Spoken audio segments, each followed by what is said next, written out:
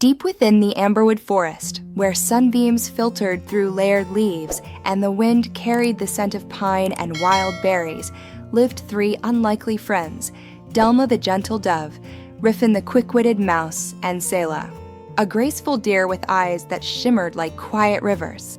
Their friendship was born not from similarity, but from something more powerful. They all believed the forest could be kinder than it was. The forest had always been beautiful, but in recent seasons it had grown tense. Hunters passed through more often. Traps were hidden among the roots. Rumors whispered among the trees, rumors of danger, of animals disappearing, of shadows where sunlight once lived. Delma, Riffin, and Selah had decided long ago that fear would not guide their lives. They watched out for one another, shared food, warned each other of danger, and trusted in their bond. One more morning, Delma soared above the treetops, enjoying the cool air beneath her wings. But as she began her descent, she heard a frightened cry echo from below. It was sharp, desperate, and unmistakably Riffin's. She folded her wings and darted downward. Through the twisting undergrowth, she spotted him caught in a small wire trap near a mossy log. His tiny feet kicked helplessly, and the wire tightened every time he moved. "Riffin," Delma called, landing beside him. I didn't see it," he gasped. "It's tightening. I can't get out." Delma tugged at the wire with her beak, but it was too strong. "Hold on. Don't move. I'll get help." She launched herself into the air again, flying as fast as her wings could carry her toward the northern grove where Selah often grazed. When she found the deer, Delma barely paused to breathe. "Selah, Riffin is trapped, caught in wire. I can't break it." Selah lifted her head sharply, her ears tilting. "Show me." They hurried back to the trap. Riffin was breathing quickly now, exhausted from struggling. Selah knelt beside him, examining the wire with calm focus. "It's thin, but strong," she murmured. "You're small, which makes it worse. It tightens with movement."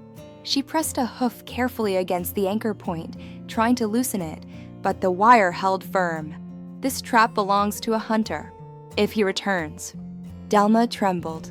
"We have to free him before anyone comes back." Selah nodded. "We will. But we need something harder than my hooves and sharper than your beak." Riffin gave a weak laugh. "Well, that eliminates both of you." "No," Selah corrected. "It means we need someone else." Delma's eyes brightened. "The beavers. They cut wood every day. They know how to break things." Selah agreed, and Delma flew off again. This time, she found the beaver clan near the riverbank, where they were reinforcing their dam. She explained the situation, and one of the younger beavers, Torkan, volunteered immediately. When they arrived at the trap, Torkan inspected the wire. "I can snap it," he said confidently, "but it might take a moment." He positioned his strong teeth around the wire and bit down with all his strength. The wire resisted at first, humming with tension. But then crack. The strand split and the trap sprang open. Riffin collapsed into Selah's waiting hoof, gasping from relief. "Thank you," he breathed. Torkan nodded modestly and soon returned to his dam.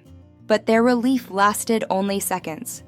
From deeper in the forest came the sound of snapping branches and heavy footsteps. Selah stiffened. "Someone is coming." Delma flapped to a low branch, peering through the leaves. A hunter stepped into the clearing, examining the broken trap with frustration. "He's nearby," the hunter muttered to himself. "The small ones always are." Riffin's heart pounded. Delma held her breath. Selah stood perfectly still, blending with the background. The hunter crouched, inspecting Riffin's tracks. He began following them, each step deliberate. "We have to distract him," Delma whispered. Riffin looked terrified. "What?" "No, he's tracking me." Selah lifted her chin. "Then he must stop tracking you."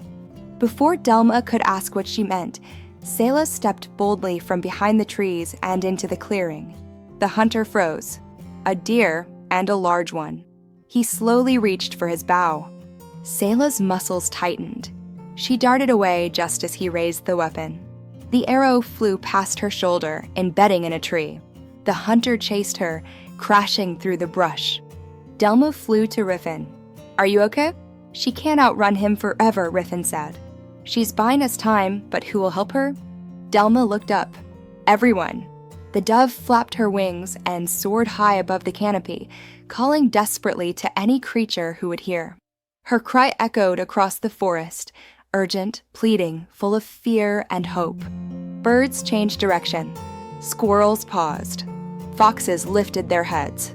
Even the trees seemed to listen. Meanwhile, Selah weaved between trunks, leaping over fallen logs, but the hunter remained close. She could hear his boots pounding, hear him muttering with determination. She felt her legs burning with exhaustion. Then something unexpected happened. A chorus of wings filled the air. Dozens of birds swooped down in a swirling cloak, distracting the hunter. They darted in front of him, forcing him to swat and stumble. Then came the squirrels, dropping pine cones and bark pieces from the branches. A pair of foxes leapt from the bushes, not to attack, but to block his path long enough for Selah to gain distance. The forest itself seemed to have risen in her defense. The hunter, overwhelmed and frustrated, crashed through the brush a final time before giving up entirely. "Ridiculous animals," he muttered, retreating toward the forest's edge. Not worth the trouble. Once the forest grew quiet, the animals gathered again in the clearing where Riffin waited. Selah returned limping slightly, but smiling through her exhaustion. Delma fluttered around her in concern. "You scared me." Riffin hurried forward too, still shaky. "You could have been hurt. Why did you do that?" Selah lowered her head gently. "Because you are my friend, and friends are worth more than fear." The moment was warm until a deep creaking noise echoed through the forest. The animals turned. A giant fallen tree, weakened during the chase, had leaned dangerously over a nearby den where several young rabbits huddled inside. Its roots cracked, its trunk shifted, and within seconds it began to fall. "Move," Delma shouted, but the rabbits couldn't escape in time. Selah ran without hesitation, positioning herself beneath the falling trunk, pushing with every ounce of strength she had left. The massive weight pressed down on her back. Riffin squeaked in terror. "Selah, it's too heavy." "It won't be," she grunted, "if we all help." The beavers rushed forward and gnawed at the thickest part of the wood. Birds gathered, pecking off smaller branches to lighten the load. Foxes pressed their shoulders against the trunk, pushing with powerful legs. Even turtles arrived slowly, adding their steady strength to the effort. Under Selah's straining body, the trunk lifted first an inch, then 2, then enough for the rabbits to escape safely. When the last rabbit hopped clear, Selah collapsed to the ground. The animals moved the trunk aside completely, freeing her. Delma perched near her face. "Selah, you saved them." Riffin's voice cracked. "First me, then them." "How do you do it?" Selah's breath was shallow, but her smile gentle. "Because the forest is more than a home. It is a family. And when we act as one, we survive." The animals carried Selah to a soft meadow and tended to her. For days, they brought food, water, and leaves for shade. Delma kept watch from above while Riffin stayed near her hooves, telling stories to keep her spirits calm. The forest grew peaceful again during Selah's recovery. The hunters did not return.